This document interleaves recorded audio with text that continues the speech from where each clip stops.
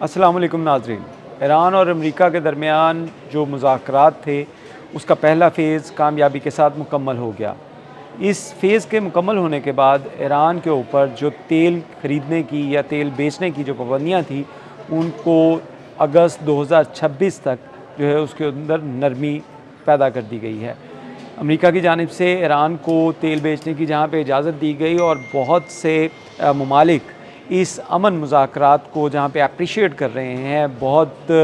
ममालिक जो हैं इस फ़ैसले की तारीफ़ कर रहे हैं और इसमें तोसी की बात कर रहे हैं। वहीं पे इसराइल एक ऐसा मुल्क है जो कि इस वक्त तन्हाई का शिकार है। अगर इसराइल का लोकल या सोशल मीडिया देखा जाए तो उसमें ईरान और अमेरिका के दरमियान जो मुज़ाकरात हुए इसका सबसे ज़्यादा रोना जो है वो इसराइली सोशल मीडिया और उनके लोकल मीडिया के अंदर किया जा रहा है। वहाँ पे ये बातें की जा रही हैं कि ईरान और अमेरिका के दरमियान जो मुज़ाकरात हुए इससे इसराइल को तन्हा छोड़ दिया गया है और इसी तमाम सिनेरियो के बाद तुर्की, अरब और इसराइल के ही कुछ मीडिया हाउसेज़ या लोकल मीडिया या सोशल मीडिया के ऊपर ये बातें भी की जा रही हैं कि इसराइल इस वक्त कोई ऐसी प्लानिंग चाह रहा है और करने जा रहा है जिससे अमेरिका को दोबारा जंग के ऊपर आमादा किया जाए। जी हाँ, बिल्कुल आपने ठीक सुना, ये फ़ॉल्स फ्लैग ऑपरेशन के बारे में बातें की जा रही हैं। ये फ़ॉल्स फ्लैग ऑपरेशन क्या इसराइल की जानिब से पहले भी कभी किया गया? क्या इसराइल के ऊपर सिर्फ इल्ज़ामात हैं या ये पहले भी ऐसे वाक़यात जो सरज़द कर चुका है? आज तारीख़ के झरोकों से इस बात को जो एविडेंस के तौर के ऊपर साबित किया जाएगा कि किस तरह इसराइल अपने मुफादात के लिए फ़ॉल्स फ्लैग ऑपरेशन करता रहा और उसके इन ऑपरेशन की वजह से वो अपने करीबी जो दोस्त ममालिक हैं उनकी पीठ में भी छुरा खोपता रहा। जी हाँ, हम बात करेंगे 1954 की। ये 1954 जब मिस्र और बरतानिया के दरमियान एक महाजराई जारी थी और बरतानिया के जो नौ आबादियाती कब्ज़े थे उसके ख़ात्मे का दौर था। इसी दौर के अंदर मिस्र के एक बड़ा ज़ोन जिसके अंदर 80,000 से ज़ायद बरतानवी फ़ौजी मौजूद थे और इसी तरह की सूरत हाल जिस तरह ईरान और अमेरिका की अब मौजूदा सूरत हाल है ये तब भी थी। और उस सूरत हाल के अंदर इसराइल को ये लग रहा था कि इन मुज़ाकरात के ज़रिए जो मिस्र और बरतानिया के दरमियान हो रहे हैं और उसमें बरतानिया ये बात जो है वो मानने के लिए तैयार भी हो गया कि मिस्र के अंदर जो 80,000 से ज़ायद फ़ौजी हैं इनका इनखला करके इनको वापस ले जाया जाएगा और मिस्र की हुकूमत जो है वो मिस्रियों के हवाले सौंप दी जाएगी। लेकिन इस दौरान एक बड़ा फ़ॉल्स फ्लैग ऑपरेशन जो था वो तैयार किया इसराइल की जानिब से। ये प्लान क्या था? इस प्लान के बारे में आपको बताएं तो इस प्लान को जो ऑफिशियली नाम दिया गया था वो लवान अफेयर्स थे और इस अफेयर्स के अंदर ये प्लान इसराइल की जानिब से, इसराइल की खुफिया एजेंसी की जानिब से किया गया कि मिस्र के अंदर जो इसराइली मौजूद हैं उनकी मदद से मिस्र के अंदर जो अमरीकी या बरतानवी जो तनसीबात हैं जिसमें उनके थिएटर्स थे, उनकी लाइब्रेरीज़ थी या दीगर जो दफातर थे, सरकारी दफातर, उनको टारगेट किया जाए। इसराइल ने मिस्र के अंदर जो अपने इसराइली शहरी थे उनकी मदद से एक टीम तैयार की और उन्होंने मुख्तलिफ़ जगहों के ऊपर ब्लास्ट किए। ब्लास्ट करने के बाद ये तमाम मलबा जो था वो मिस्र पे डाला जाना था ताकि मिस्र को इस बात के ऊपर जो पूरी दुनिया को इस बात के ऊपर आमादा किया जाए कि मिस्र जो है वो ये हुकूमत संभालने के काबिल नहीं है, क्योंकि अगर बरतानी फ़ौज वहाँ से हटती थी तो इसराइल को यह ख़दशा लाक था कि ये जो बफर ज़ोन बरतानवी फ़ौज ने यहाँ पे कायम किया है इसके हटने से इसराइल को टारगेट किया जा सकता है। तो उसकी वजह से इसराइल ने यह प्लान तैयार किया और ये प्लान चाक आउट कैसे हुआ, ये प्लान बेनकाब कैसे हुआ। 1954 में ही एक इसराइली एजेंट जो कि अपनी जेब में बम लेकर एक थिएटर के अंदर जा रहा था, जो बरतानवी हुकूमत का थिएटर था, उसके अंदर जा रहा था कि वक्त से पहले उससे ये बम फट गया।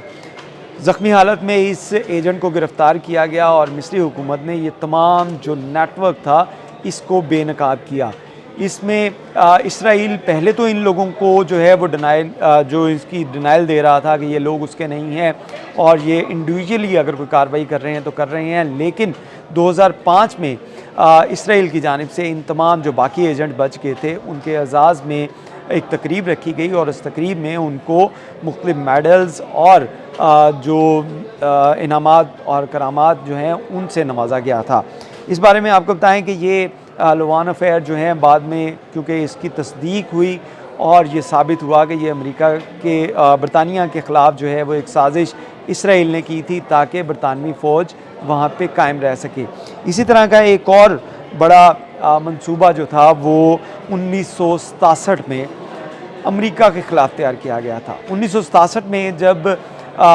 इसराइल और अमेरिका की जंग चल रही थी अरब ममालिक के साथ, तब भी ऐसी सूरत हाल पैदा हुई कि अमरीकी बहरी बेड़े जो थे, अमरीकी जहाज़ जो थे, वो खलीज ममालिक के जो समंदर हैं, उनके पानी हैं, वहाँ पे मौजूद थे और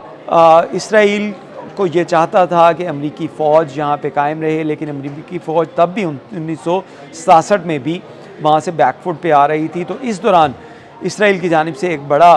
मंसूबा सामने आया जिसमें उन्होंने अमरीकी जहाज़ USS लिबर्टी जिसका नाम था, इसके ऊपर जो है वो शदीद तरीन बमबारी की। उनकी इसराइल की फ़ज़ाइया की जानिब से, इसराइली बोट्स की जानिब से उसके ऊपर इतना ज़ोरदार हमला किया गया कि उसके 31 जो नेवल फ़ौजी थे उनकी इस वाक़े में मौत हुई और 170 से ज़ायद ज़ख्मी हुए। USS लिबर्टी की जानिब से फ़ौरी तौर पे ये मुकम्मल तौर पे जहाज़ डूबा नहीं था, लेकिन इसके ऊपर जो अमला था उसने मदद के लिए करीबी जो बहरी बेड़े थे जब उसको इत्तला दी, तो उसके बाद इसराइली फ़ौज ने अमरीकी बहरी बेड़े के ऊपर जो जहाज़ था उसके ऊपर बमबारी रोकी और ये कहा गया कि ये गलतफहमी का शिकार है। लेकिन 1967 में जब ये वाक़या रिपोर्ट हुआ तो उसमें दस्तावेज़ाती जो सबूत मौजूद हैं कि इस बहरी जहाज़ जिसके ऊपर इसराइल की जानिब से हमला किया गया था उसमें जो अमरीकी फ़्लैग था वो भी उस शिप के ऊपर मौजूद था, लेकिन उसके बावजूद इसराइल ने उसके ऊपर शदीद बमबारी की और ये इल्ज़ाम भी जो है वो लगाना चाह रहे थे कि जो अरब ममालिक हैं उनकी जानिब से इस अमरीकी जहाज़ को तबाह किया गया है और तमाम अमले को ये डुबोना चाहते थे। लेकिन उसकी जानिब से, अमले की जानिब से फ़ौरी तौर पे जो कार्रवाई करते हुए मदद के लिए दीगर जो बहरी बेड़े थे अमरीकी खलीज फ़ारस के अंदर मौजूद थे उनको इत्तला दी गई। तो उसके बाद ये हमला रुका और इसराइल की जानिब से बाकायदा इसके ऊपर माफ़ी मांगी गई। तब भी हुकूमत जो थी वो अमेरिका के अंदर ऐसे लोगों की थी जो इसराइल के ज़ेरे असर थे और ये जो है वो उनकी जो माफ़ी थी उसको एक्सेप्ट किया गया। इसराइल की जानिब से उस बहरी जहाज़ के ऊपर जितना नुकसान हुआ उसके पैसे भरे गए, जो वहाँ पे लोग मारे गए थे, ज़ख्मी हुए थे, उनको मुआवजा दिया गया और अमेरिका ने भी ये माफ़ी तस्लीम कर ली। ये दो वो वाक़यात हैं जो तारीख़ के ज़रोक़ों में दस्तावेज़ाती सबूत के साथ मौजूद हैं कि इसराइल ऐसे फ़ॉल्स फ्लैग ऑपरेशन करता रहा है और अब भी सूरत हाल यही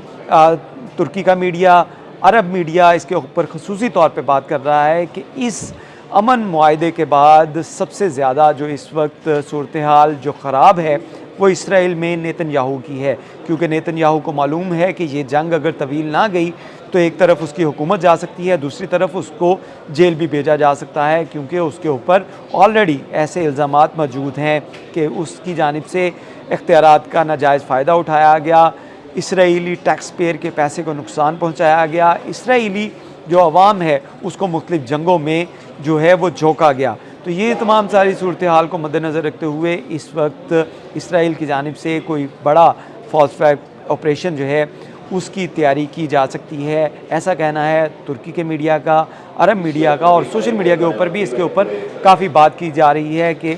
इसराइल कभी नहीं चाहेगा कि ये मुज़ाकरात, ये अमन डील जो है वो कायम रहे और इसको सबोताज करने के लिए, इसको नुकसान पहुंचाने के लिए इसराइल बड़ा फ़ॉल्स फ्लैग ऑपरेशन करने वाला है, जिसके बाद अमेरिका दोबारा से ईरान के ऊपर जो है वो बमबारी या जंग बंदी जो है उसको ख़त्म करने के लिए तैयार हो जाएगा। इस सूरत हाल को अब किस तरह काउंटर किया जाता है ये तो वक्त ही बताएगा, लेकिन इसराइल का अगर बैकग्राउंड देखा जाए तो उसमें ये फ़ॉल्स फ्लैग ऑपरेशन जो हैं ये तारीख़ के हिस्सों में, तारीख़ के पन्नों में आज भी दर्ज हैं, जिसमें ये बताया गया कि इसराइल ने अपने मफादात के लिए अपने दोस्तों की पीठ में छुरा घोंपा और फॉल्स फ्लैग ऑपरेशन किए ताकि वो ममालिक जिसमें बरतानिया और अमेरिका है वो इन जंगों में इसराइल का साथ देता रहे और इसराइल को ग्रेटर इसराइल बनाने की जानिब अपने जो उनके एक मज़मूम मकासद हैं उसको कामयाब कर सके। बहुत शुक्रिया।